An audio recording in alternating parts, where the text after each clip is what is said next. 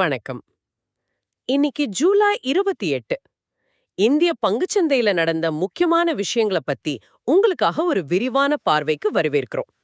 என்ன நடந்தது? என்ன நடந்தது? என்ன கவனிக்கணும்னு பாப்போம். சரி, ஆரம்பிக்கலாமா? முதல்ல சொல்லுங்க. மார்க்கெட்டோட ஒட்டுமொத்த நிலைமை எப்படி இருந்தது இன்னைக்கு? ம். இன்னைக்கு சந்தைக்கு ஒரு நல்ல நாளா இல்லைன்னு சொல்லணும். ஓ, அப்படியா? ஆமா. முக்கிய குறியீடுகளான சென்செக்ஸ், நிஃப்டி 50 ரெண்டுமே நல்லாவே சரிஞ்சது.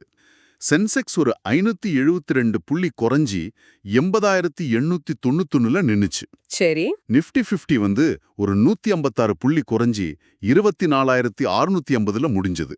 இது பாத்தீங்கன்னா கிட்டத்தட்ட 0.6ல இருந்து 0.7% சரிவு. ம். இதுல முக்கியமா நம்ம கவனிக்க வேண்டிய ஒரு விஷயம் என்னன்னா, நிஃப்டி அதோட முக்கியமான டெக்னிக்கல் சப்போர்ட் லெவல், அதாவது 24,900 அதுக்கு கீழேயும் அப்புறம் 50 நாள் இஎம்ஐக்கும் கீழேயும் க்ளோஸ் ஆயிருக்கு. ஓஹோ. அது சந்தையோட தற்போதைய பலவீனத்தை கொஞ்சம் பாட்டுதுன்னு எடுத்துக்கலாம். அப்போ இந்த சரிவு பெரிய பங்குகள்ல மட்டும்தானா, இல்ல மத்த பங்குகளையும் பாதிச்சதா? மிட் கேப், ஸ்மால் கேப் எப்படி இருந்தது? இல்ல இது ஒரு பரவலான சரிவு தான். பெரிய பங்குகள் மட்டும் இல்ல. நிஃப்டி மிட் கேப் 100 குறியீடு பாத்தீங்கன்னா கிட்டத்தட்ட 0.84% சரிஞ்சது. சரி. ஸ்மால் கேப் 100 குறியீடு அதை விட அதிகமா 1.26% வரைக்கும் விழுந்தது. ஓ, அப்படியா? ஆமா. பெரும்பாலான நடுத்தர சிறிய நிறுவன பங்குகளும் பிரஷர்ல தான் இருந்தன. இது சந்தையில ஒரு மாதிரி ரிஸ்க் ஆஃப் மூட் இருக்குன்னு காட்டுது. அதாவது முதலீட்டாளர்கள் ரிஸ்க் எடுக்க தயங்கி கொஞ்சம் பாதுகாப்பான முதலீடுகளுக்கு போறாங்கன்னு அர்த்தம். புரியுது. முக்கியமா ஸ்மால் கேப்ல அதிக சரிவு இருக்கிறது, அது இயல்பாவே கொஞ்சம் வாலடைல், அதாவது அதிக ஏற்ற இறக்கம் கொண்டதுங்கிறத நமக்கு ஞாபகப்படுத்துது. இதை நீங்க கவனிக்கணும். ஆமாமா. மிட் கேப், ஸ்மால் கேப் வரைக்கும் தாக்கம் இருக்குன்னா, இதுக்கு பின்னாடி சில பலமான காரணங்கள் இருக்கணுமே. என்ன அது முக்கியமா? நிச்சயமா பல காரணங்கள் சேர்ந்து தான் இந்த நிலைக்கு கொண்டு வந்தது. முதல்ல பாத்தீங்கன்னா, சில பெரிய நிறுவனங்களோட முதல் காலாண்டு ரிசல்ட்ஸ், Q1 ரிசல்ட்ஸ்னு சொல்றோம்ல, அது மார்க்கெட் எதிர்பார்த்த அளவுக்கு இல்ல. சரி. குறிப்பா பேங்கிங், ஃபினான்ஸ் துறைகள்ல இது தெளிவா தெரிஞ்சுது. கோட்டக் மஹிந்திரா பேங்க் ஷேர் பாருங்க, கிட்டத்தட்ட 7.34% சரிஞ்சுது. அடேயப்பா, 7%? ஆமா, அதான் நிஃப்டி 50லே இன்னைக்கு பெரிய வீழ்ச்சி. அவங்களோட லாபம் குறைஞ்சதும், வாராக்கடன் அதாவது என்பிஏ கொஞ்சம் அதிகரிச்சதும் தான் முக்கிய காரணம். ம். அதே மாதிரி பஜாஜ் ஃபைனான்ஸ் ஷேரும் ஒரு 3.58% சரிஞ்சுது. அதுக்கும் நிதி முடிவுகள் தான் காரணம். அடடா, வங்கித்துறைக்கே இப்படி ஒரு அடியா? சரி, வங்கித்துறை இப்படி இருக்கும்போது எல்லாரும் அடுத்து கவனிக்கிற ஐடி துறை பக்கம் என்ன நிலவரம்? அங்கேயும் இதே மாதிரி தானா? ஆமா, ஐடி துறையும் தொடர்ந்து அழுத்தத்துல தான் இருக்கு. இன்னைக்கு அதுக்கு ஒரு காரணம், டிசிஎஸ் நிறுவனம் தேவைக்கு குறைஞ்சதால சுமார் 12,000 ஊழியர்களை குறைக்க பிளான் பண்றதா ஒரு நியூஸ் வந்தது. ஓ, 12,000 பேரா? ஆமா, இது கிட்டத்தட்ட அவங்க ஒட்டுமொத்த எம்ப்ளாயீஸ்ல 2%. இந்த நியூஸ் டிசிஎஸ் மட்டும் இல்ல, இன்ஃபோசிஸ், விப்ரோ, ஹெச்சிஎல் டெக்னு மத்த பெரிய ஐடி பங்குகளையும் கொஞ்சம் கீழே இழுத்துச்சு. சரி சரி. ஐடி துறையில இது வெறும் டெம்பரரி பிரச்சனையா இல்ல ஒரு பெரிய கட்டமைப்பு மாற்றமாங்கிற கேள்வியும் இப்போ எழுந்திருக்கு. உள்நாட்டு காரணிகள் இப்படி இருக்கு. சரி, உலக அளவுல ஏதாவது விஷயங்கள் நம்ம சந்தையை பாதிச்சதா? குளோபல் கியூஸ் எப்படி இருந்தது? நிச்சயமா குளோபல் காரணிகளும் ஒரு பங்கு வகிச்சது. உதாரணத்துக்கு, அமெரிக்கா இந்தியா இடையில வர்த்தக பேச்சுவார்த்தை நடக்குது இல்லையா, அதுல பெரிய முன்னேற்றம் இல்லாம போயிட்டு இருக்கிறது ஒரு விதமான அன்சர்டனிட்டி, நிச்சயமற்ற தன்மையை உருவாக்குது. ம். அதை விட முக்கியமா ஃபாரின் இன்ஸ்டிடியூஷனல் இன்வெஸ்டர்ஸ், எஃப்ஐஐ சொல்றோமே, அவங்க தொடர்ந்து இந்திய பங்குகளை வித்துட்டே இருக்காங்க. அது மார்க்கெட்டுக்கு கூடுதல் அழுத்தத்தை கொடுக்குது. ஓ. இந்த ஜூலை மாசத்துல மட்டும் பாத்தீங்கன்னா, இது வரைக்கும் சுமார் 6,500 கோடி ரூபாய்க்கு மேல அவங்க வித்திருக்காங்க. 6,500 கோடி, அது பெரிய தொகைதான். சரி, மார்க்கெட் இப்படி மொத்தமா இறங்குமுகமா இருக்கும்பொழுது சில குறிப்பிட்ட மிட் கேப், ஸ்மால் கேப் பங்குகள் மட்டும் நல்லா பெர்ஃபார்ம் பண்ண மாதிரி தெரியுதே, அது எப்படி சாத்தியம்?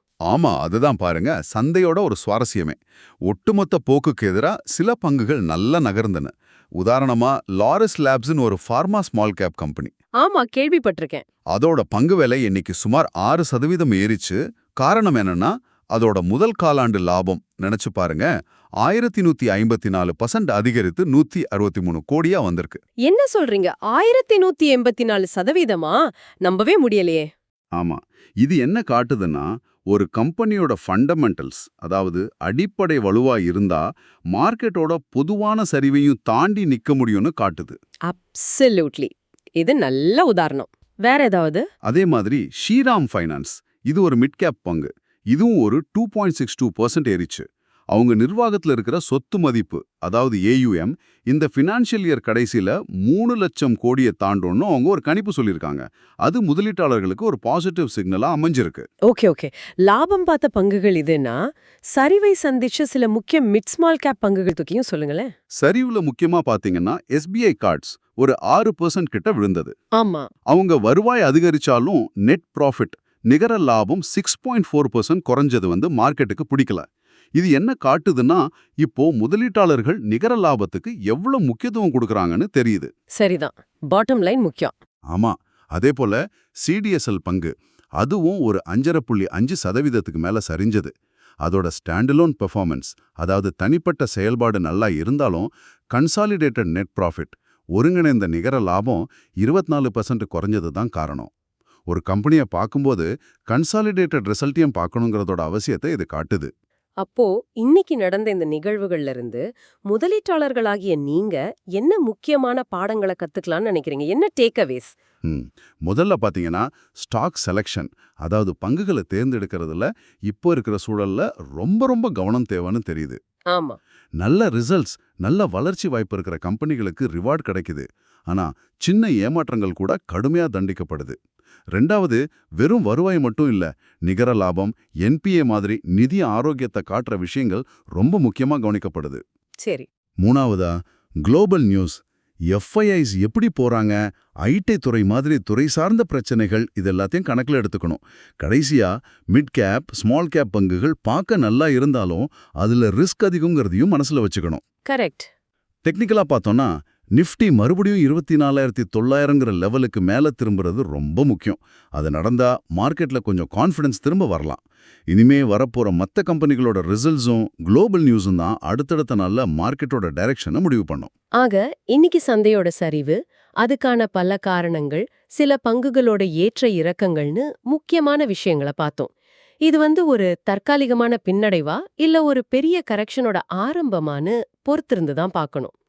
நீங்க தொடர்ந்து கவனிச்சுட்டு வர்றது ரொம்ப முக்கியம். இந்திய பங்கு சந்தை அப்டேட்டுகளுக்காக சப்ஸ்கிரைப் பண்ணி பெல் ஐகானையும் கிளிக் பண்ணுங்க.